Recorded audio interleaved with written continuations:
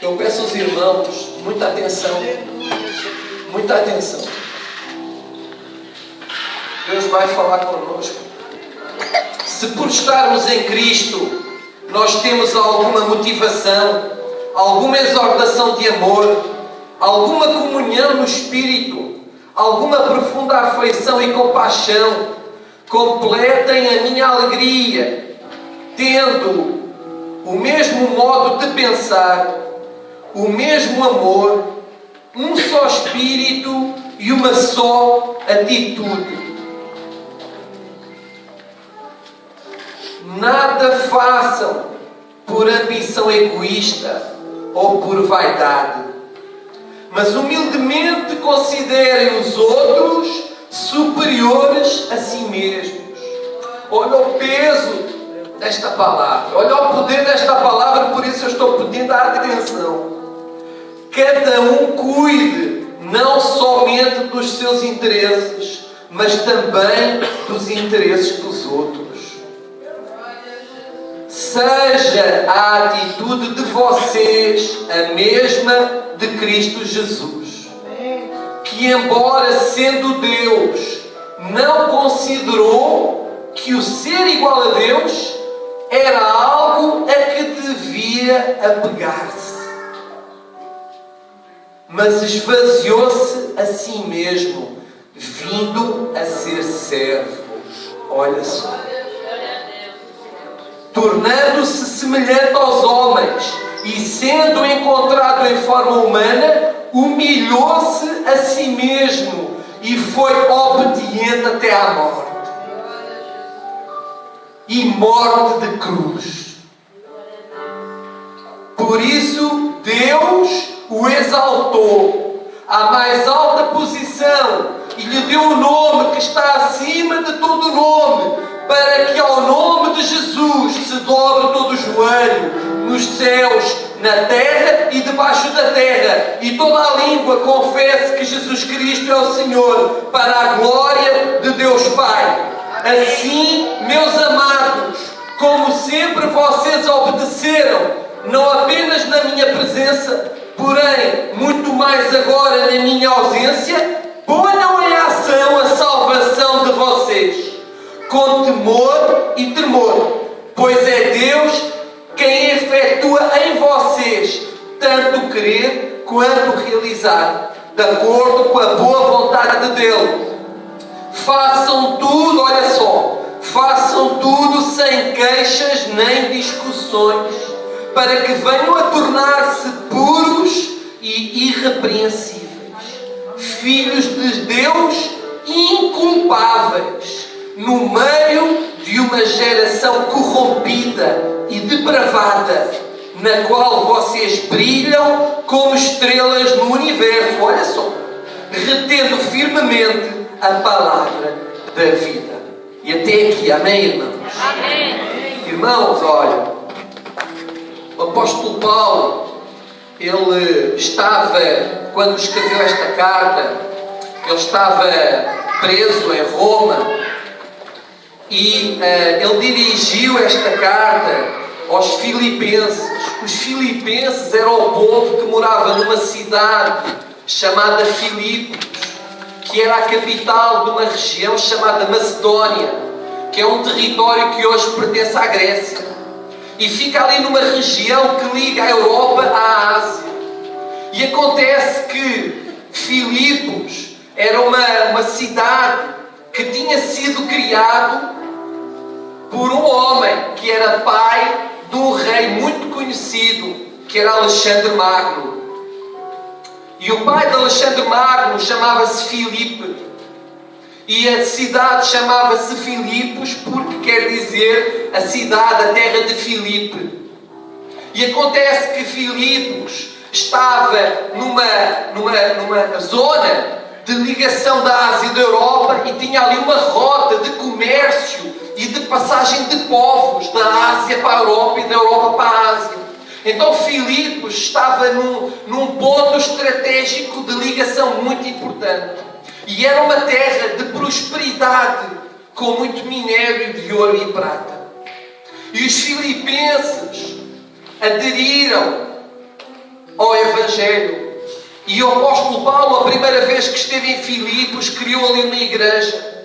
E os primeiros europeus que se converteram foi em Filipos. Inclusive Filipos é chamada o berço dos cristãos europeus. Porque foi ali que se converteram os primeiros cristãos que viviam na Europa. E então Filipos, os filipenses sempre apoiaram muito a obra de Deus, sustentando e ofertando a Paulo para que as suas necessidades fossem supridas. Inclusive, quando ele esteve preso em Roma, mesmo nessa altura, os filipenses enviavam bens e ofertas para Roma, para ajudar a minimizar um pouco mais o sofrimento que o apóstolo Paulo estava passando. Então havia uma relação de amor muito grande entre Paulo e a igreja de Filipos, os filipenses. Os filipenses tinham em grande estima o apóstolo Paulo. E nós podemos ver que, apesar de uma certa mensagem de exortação, de recomendação, todo o tom da carta é escrita com grande amor, com grande agradecimento, com grande gratidão por parte do apóstolo Paulo em relação aos filipenses. Mas a igreja de Filipos, ela, como todas as igrejas, ela enfrentava duas grandes dificuldades. A primeira eram dificuldades internas. Dificuldades relacionadas com o facto de que às vezes as pessoas elas não têm uma visão comum do que é que deve ser uma igreja. E muitas outras dificuldades. Às vezes ambições pessoais, situações de divisão, cada um às vezes querendo ter a sua opinião, querendo fazer de uma certa maneira, às vezes querendo sair da igreja porque vê as coisas de uma forma diferente de quem estava à frente da igreja.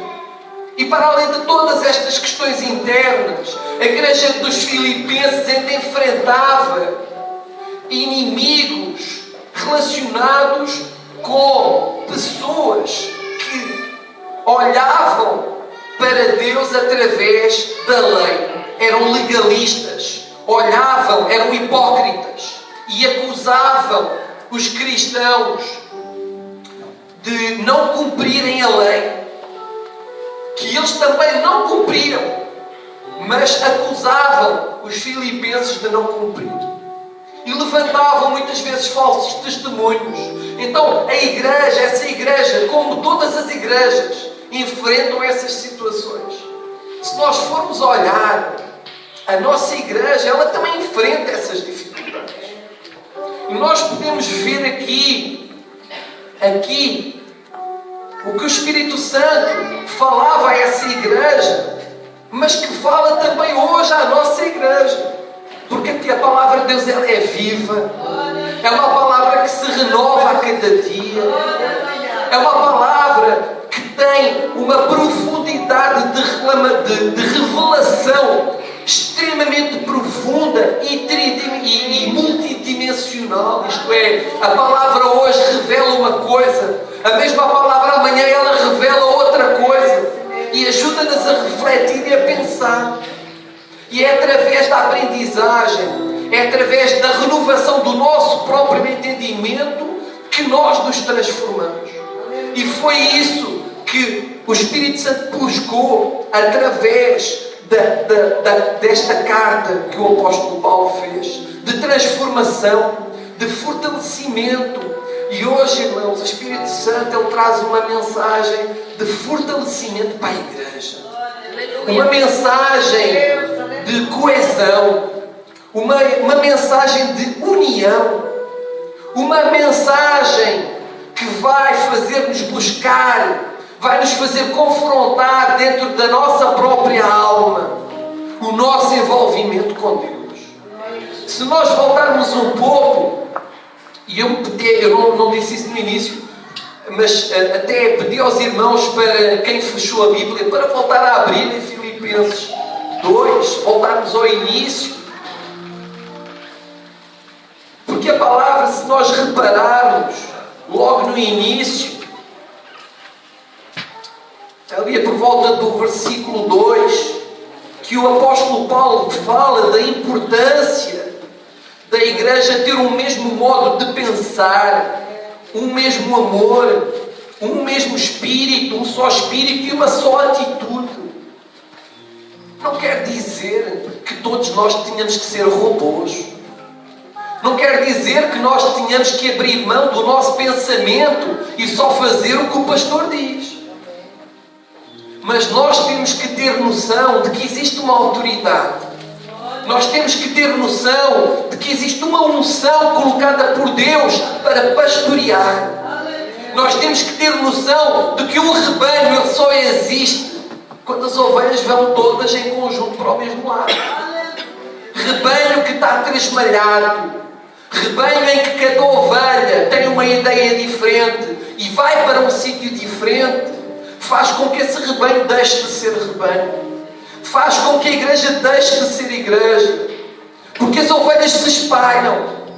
E as ovelhas, em vez de trabalharem em conjunto, em vez de caminharem na mesma direção, elas mesmo involuntariamente, pela sua forma de querer trabalhar autonomamente, elas dividem a igreja. E nós temos que refletir sobre isso. Mais do que aquilo que nós queremos, do que aquilo que nós achamos que é certo. Nós temos que pensar o que é certo para Deus. O que é que Deus quer? O que é a vontade de Deus? Como é que está a minha vontade? E como é que a minha vontade e a minha linha de pensamento se liga e se compara com a vontade de Deus?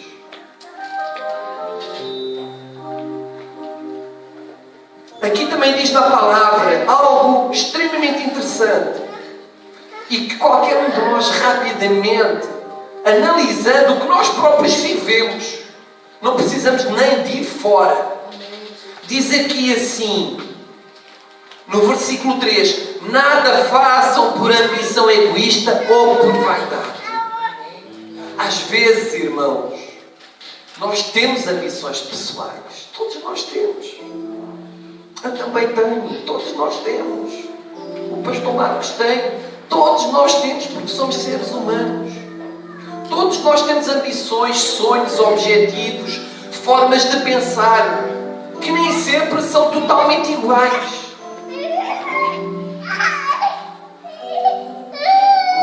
Mas o problema não é esse.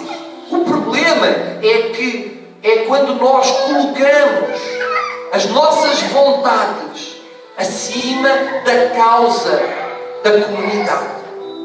É quando as nossas vontades se transformam em ambição e em vaidade, resultando do colocar do meu eu acima da vontade de Deus, acima do bem da comunidade. E nós não somos só crentes, nós também somos servos de Deus. A nossa responsabilidade, ela não é só vir à igreja, louvar, receber, sairmos daqui fortalecidos e ir embora. Não, nós somos uma comunidade. Uma comunidade, ela não se alimenta das orações só do pastor. Uma comunidade não se alimenta só do pagar do preço em jejum e a oração e leitura da palavra da liderança da igreja. Isso não faz uma comunidade. Sabem o que é que isso faz? Uma liderança vazia, sem igreja. O que faz uma igreja, uma comunidade, somos todos nós, trabalhando em conjunto para a mesma causa.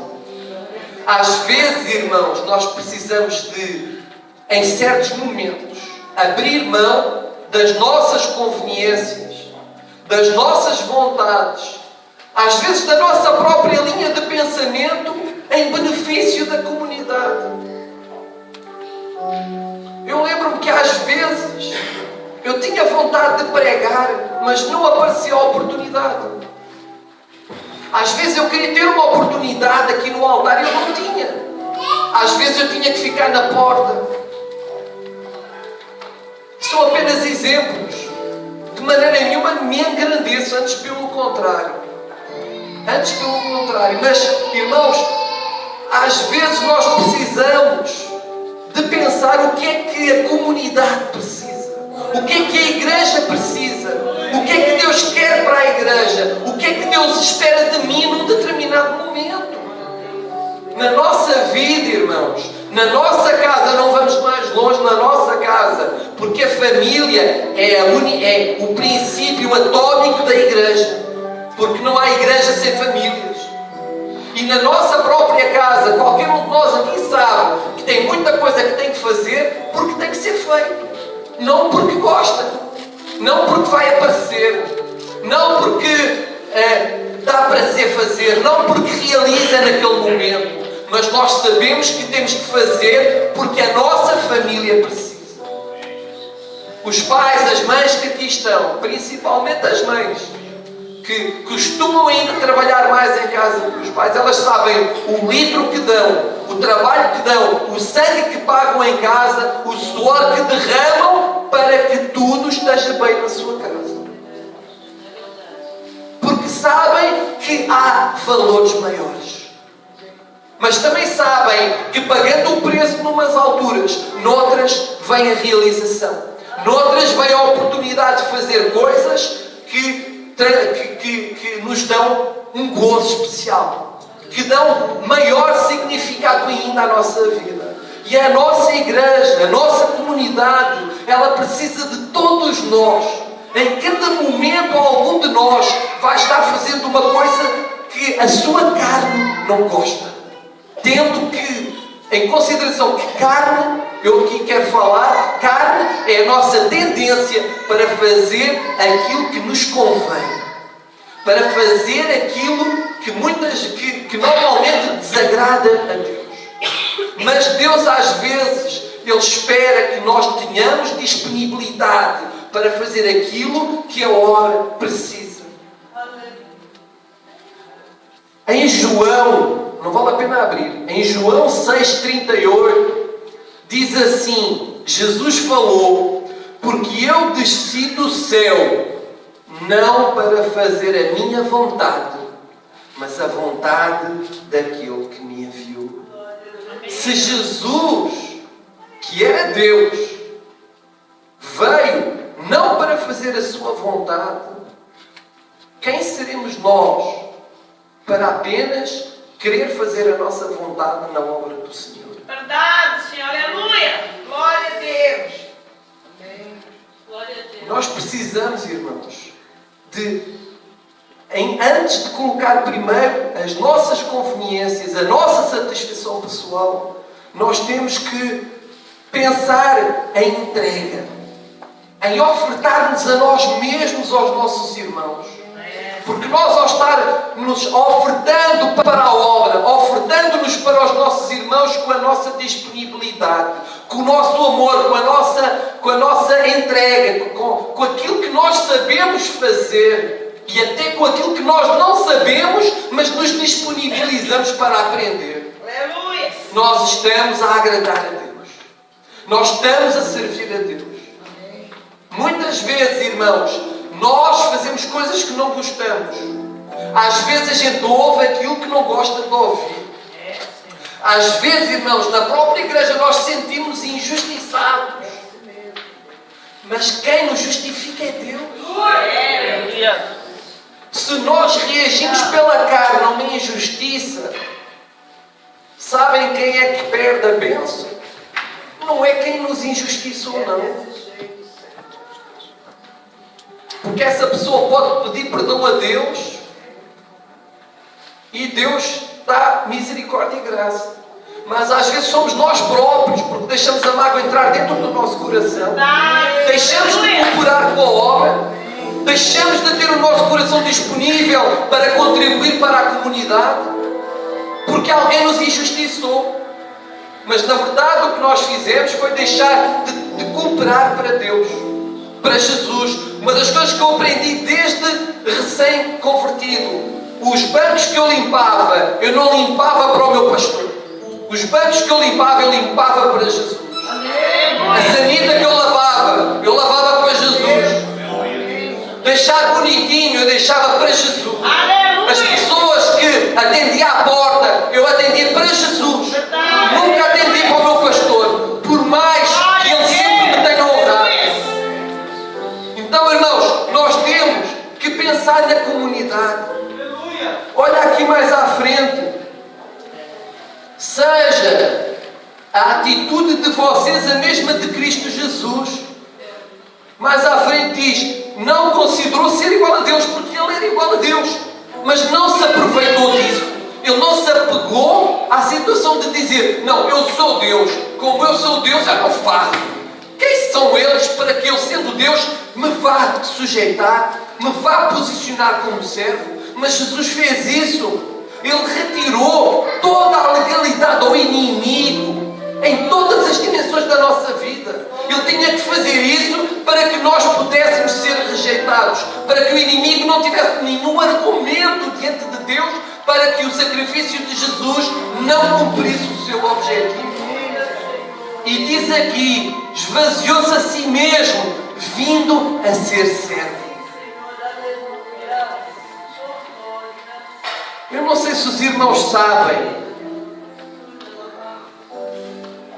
mas tem uma história na Bíblia, não diria uma história, diria o relato de algo que aconteceu com Tiago e com João, que a mãe deles veio pedir a Jesus para que eles, na glória, se sentassem um à direita e outro à esquerda de Jesus. Porque havia uma polémica no meio dos apóstolos de quem é que seriam os maiores dentre deles. Quem é que seriam os ases? Às vezes, em comunidades, irmãos, há a tendência, o inimigo tenta incutir e desenvolver o nosso ego. Quer estimular o nosso ego para nós acharmos que somos melhores do que alguém. Verdade, Senhor, aleluia. Condenados para alguém que vem aqui ao altar e que acha que é melhor do que alguém.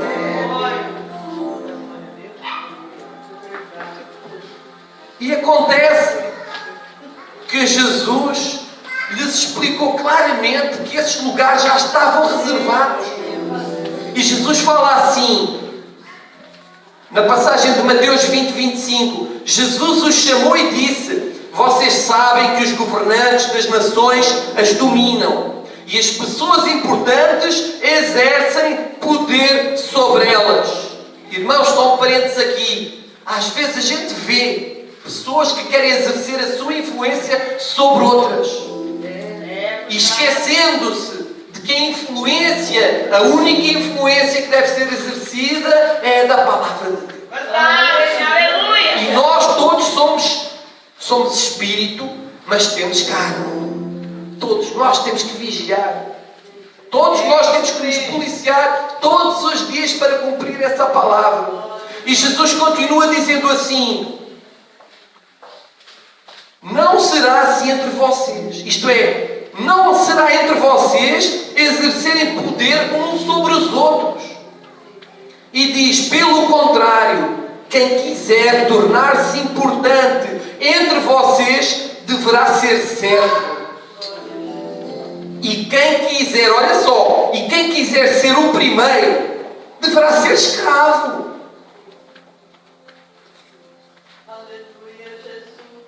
Espírito Santo, eu peço ao Senhor que o Senhor trabalhe em corações aqui. Porque não é o homem, Pai, que convence ninguém. Não é o homem que opera nada, Pai. É o Espírito Santo de Deus que opera todas as coisas. Eu peço ao Senhor agora, em nome de Jesus, visita corações aqui, Senhor. Vem nos fortalecer, Pai. Vem abrir o nosso entendimento, Senhor. Vem, Pai, em nome de Jesus, Pai, colocar amor pelas almas, pelos irmãos, pelos nossos corações.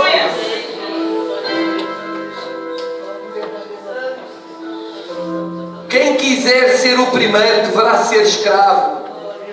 E olha agora, como filho do homem que não veio para ser servido. O Filho do Homem, Jesus, não veio para ser servido, mas para servir e dar a sua vida em resgate por muitos. Glória a Deus. Obrigado, Jesus. Aleluia. Tem uma passagem em João 13,14. Toda a gente conhece, ou quase todos. Um dia, pouco antes de Jesus ter sido crucificado, ele decidiu lavar os pés aos apóstolos. E eles, de início, não entenderam aquilo. O apóstolo Pedro, não queria nem que Jesus lhe lavasse os pés. Porque ele achava que Jesus não tinha que servir. Ele achava que ele é que tinha que servir a Jesus. Se ele não deixasse Jesus lavar-lhe os pés, Jesus não poderia cumprir o exemplo que Jesus queria transmitir. E Jesus disse para ele: se não me deixas lavar os teus pés, então não tens parte comigo. Eu tenho que cumprir aquilo para que fui enviado. E então, às tantas, no fim, Jesus diz assim para eles: pois bem, se eu, sendo o Senhor e Mestre de vocês, lavei-lhes os pés, vocês também devem lavar os pés uns dos outros. Eu lhes dei o exemplo para que vocês façam como lhes fiz. Jesus não veio só para dizer aquilo que a gente deve fazer. Jesus veio para fazer. Veio para dar o exemplo. Se há alguma coisa, meu irmão, minha irmã, que achas que podia ser melhorado na nossa comunidade, faz melhor. Pega no arado. Não critiques e fiques na mesma. Porque às vezes as coisas elas só não funcionam melhor porque a seara é grande e os ceifeiros são poucos. Verdade, Senhor. Aleluia. E todos nós trabalhamos. Eu trabalho. Pastor Marcos trabalha. Presbítero Lúcio trabalha. Todos nós aqui, os obreiros, todos nós trabalhamos.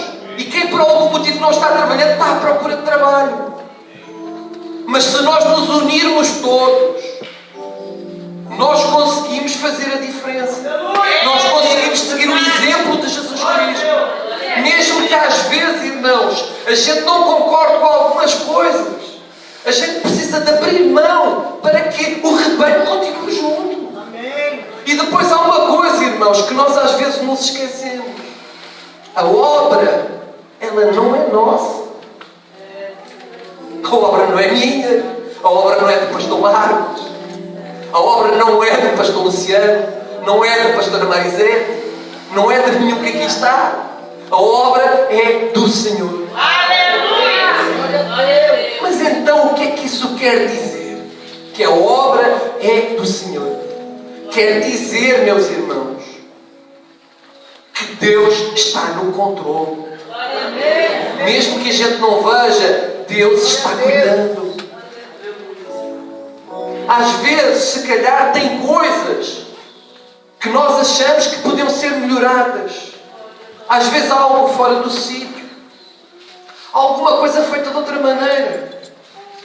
Mas nós estamos a olhar para aquilo que é visível. Nós não estamos a olhar pelos olhos de Deus. Se calhar, alguém que podia ter limpado alguma coisa, em vez de ter feito isso, esteve trabalhando para ajudar a salvar uma vida. E nós temos que dar prioridade a isso. Nós estamos aqui, não é para ter um templo bonito. É bom que nós tenhamos um templo bonito, um espaço agradável. Mas nós estamos aqui por causa das vidas. Nós não estamos aqui só para fazer decoração. Nós estamos aqui para lutar por vidas.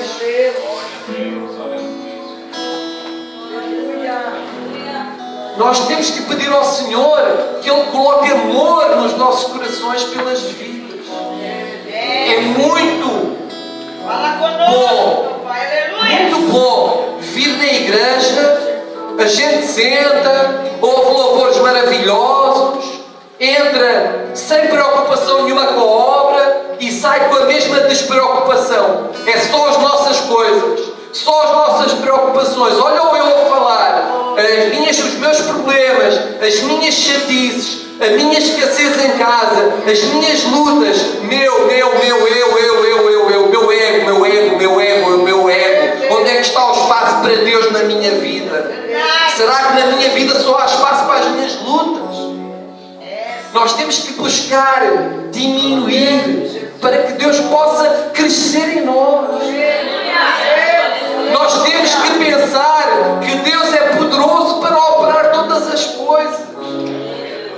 Se tu tens lutas, Deus vai dar-te a vitória. Não te preocupes com isso. Continua só na posição. A palavra diz que muitas são as aflições do justo, mas o Senhor o livra de todas. Se nós cremos nessa palavra, então quer dizer que Deus te vai livrar de todas as tuas aflições. Vai-te dar vitória. Não quer dizer que não tenhas aflições, mas Deus no fim vai dar a vitória.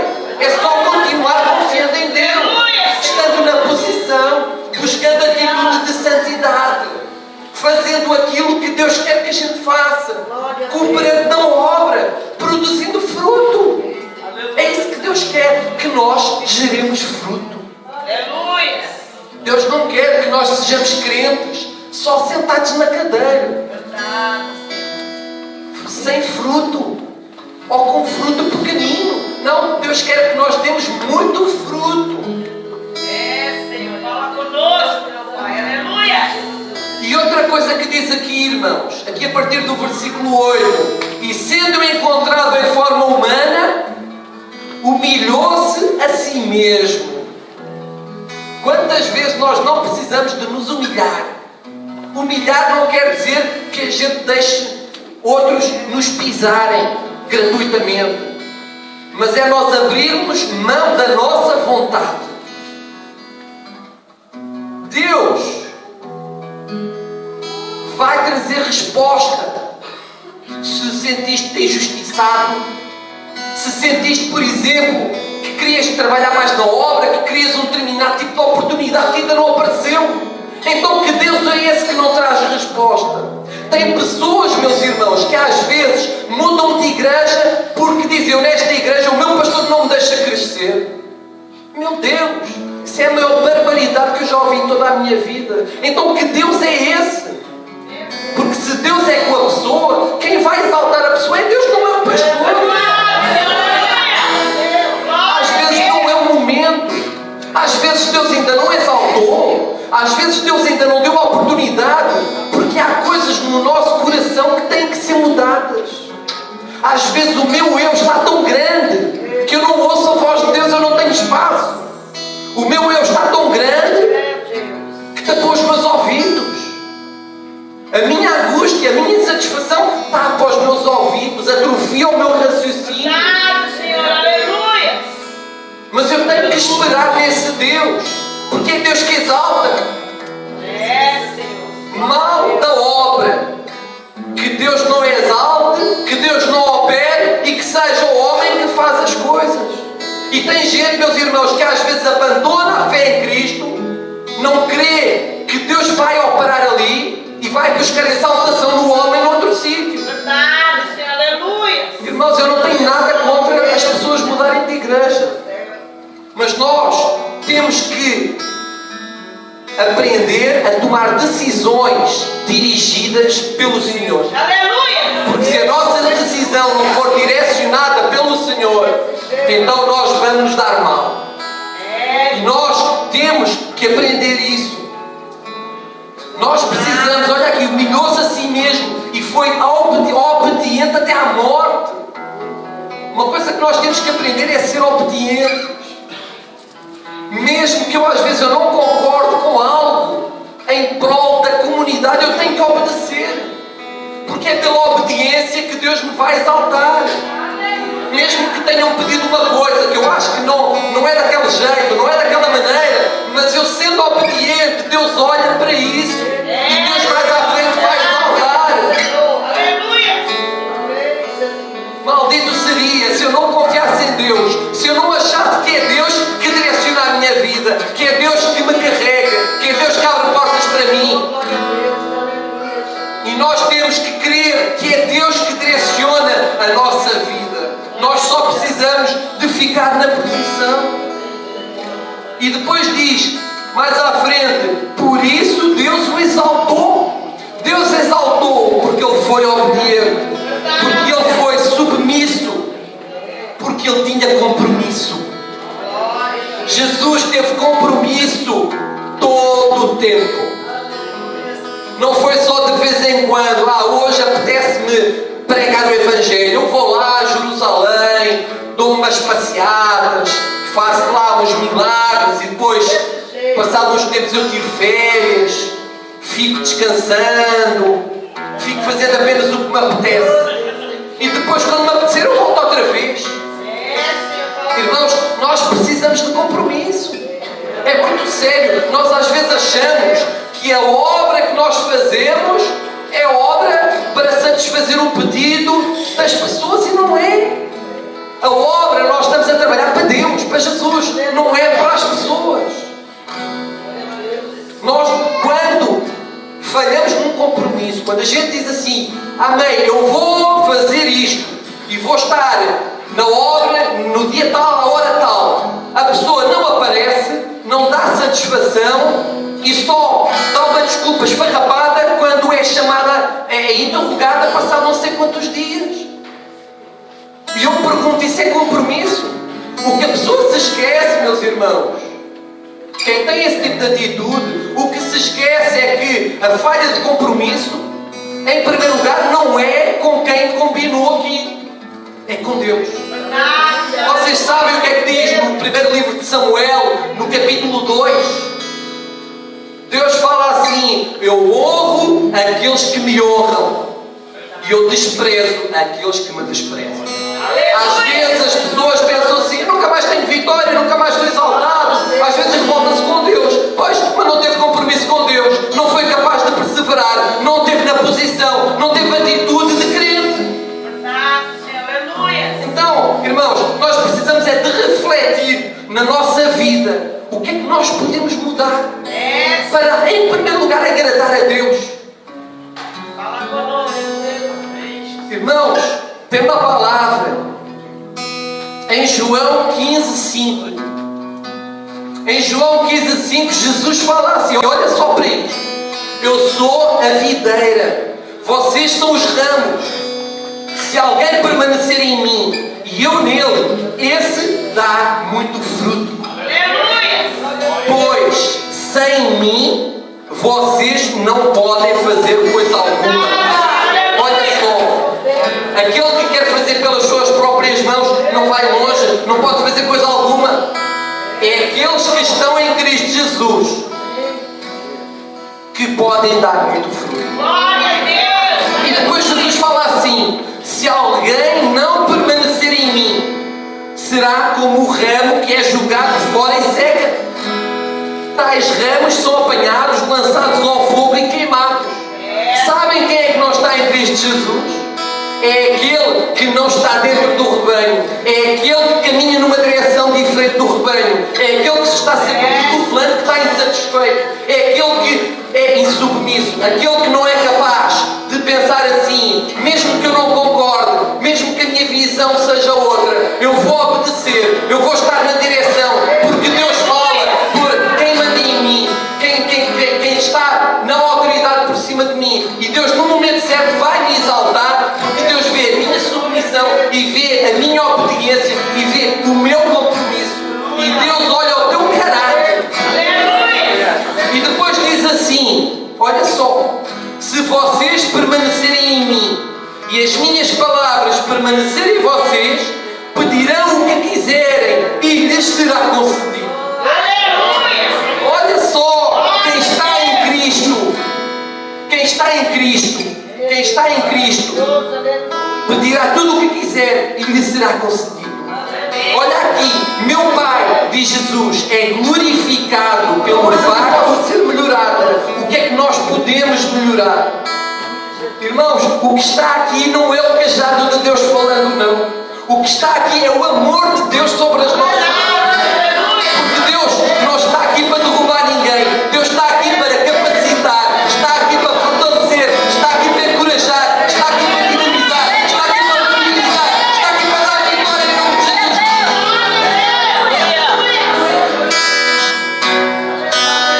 Então, moral da história. Moral da história. Eu preciso de abrir mão do meu eu. Queres a receita para a vitória, irmão? Então levanta o braço, levanta a mão, abre a mão e diz comigo: abrirei mão do meu eu. Servirei ao Senhor. Darei muito fruto. E receberei tudo. Dá uma salva de palmas, uma salva de palmas. É Deus toda a honra, toda a glória, todo o louvor. Amém.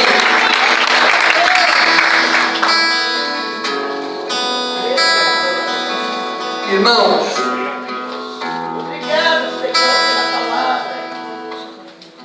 Deus, Ele exorta quem ama. E o que Deus quer é uma igreja viva, uma igreja que dê muito fruto. E eu quero agora convidar os irmãos a fazer uma coisa. Quero convidar os irmãos a fecharem os seus olhos, a curvarem a sua cabeça. Fala com Deus agora.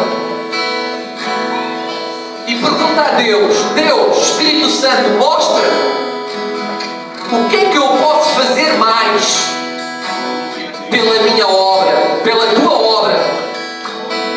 O que é que eu posso fazer mais pela tua obra? Mostra-me, Espírito Santo. O que é que eu não estou fazendo que eu poderia fazer, que o Senhor acha e sabe que eu posso fazer, mesmo que vá contra as minhas conveniências, mesmo que implique renúncia da minha parte. Mas o que é que o Senhor, Espírito Santo, posso fazer mais? Mostra-me, Espírito Santo. Analisa, meu irmão, agora dentro do teu coração. O que é que está faltando para tu pegares no cajado e começares a trabalhar na obra, começares a fazer a vontade do Senhor, tomares uma atitude de obediência e submissão, para que depois o Senhor te exalte? O que é que está a precisar de ser feito para que tu abras mão do teu eu e coloques em primeiro lugar o trabalho de Jesus Cristo na tua frente?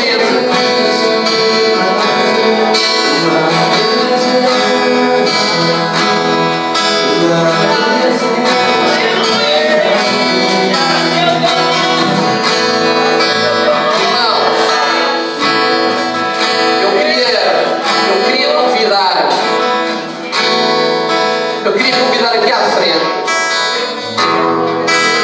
quem quer receber uma nova capacitação para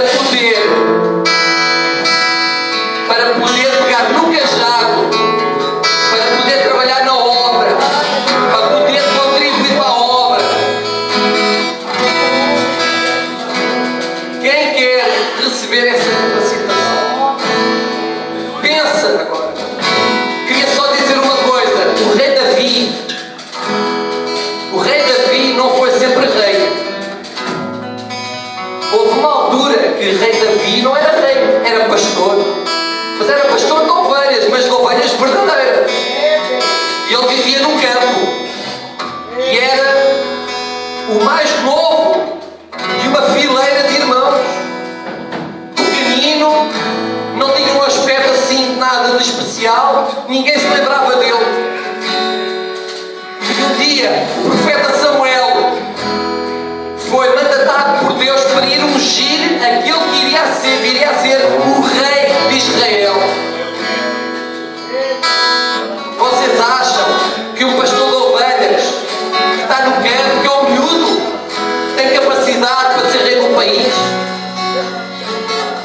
num país grande. Não tem. E isto leva-nos a concluir uma coisa. Deus, Ele não escolhe os capacitados. Deus capacita os escolhidos. E Deus não está te escolhendo a ti. Nem todos precisamos de fazer a mesma coisa. Uns pregam, outros evangelizam, outros ajudam a cuidar da igreja, outros ajudam na área financeira, mas todos nós contribuímos e precisamos de contribuir. Irmãos, quantas pessoas, baixa só um pouquinho o volume, só um pouco mais baixo. Quantas pessoas, meus irmãos, quando o pastor Marcos foi colocado à frente da igreja, quantas pessoas não acharam que a igreja ia fechar? Quantos não acharam que a decisão do pastor Luciano foi um ato de loucura? Mas nós parece que estamos brincando. E onde é que está Deus? Onde é que está Deus no meio desta situação toda? Será que Deus não opera nada aqui na igreja? É Deus que capacita, meu irmão, minha irmã. A igreja não vai fechar, não. Esta igreja, dentro de algum tempo, vamos ter que vai dizer que nós precisamos dizer o nome de Jesus Cristo. Fica só atento. Vais só ficar de olhos abertos que vais ver. Vais ver o pastor de ovelhas a transformar-se num grande rei. Porque não é mérito de homem, é o poder de Deus. É o poder de Deus e nós temos que crer nesse Deus que está todo ao pé de todas as coisas.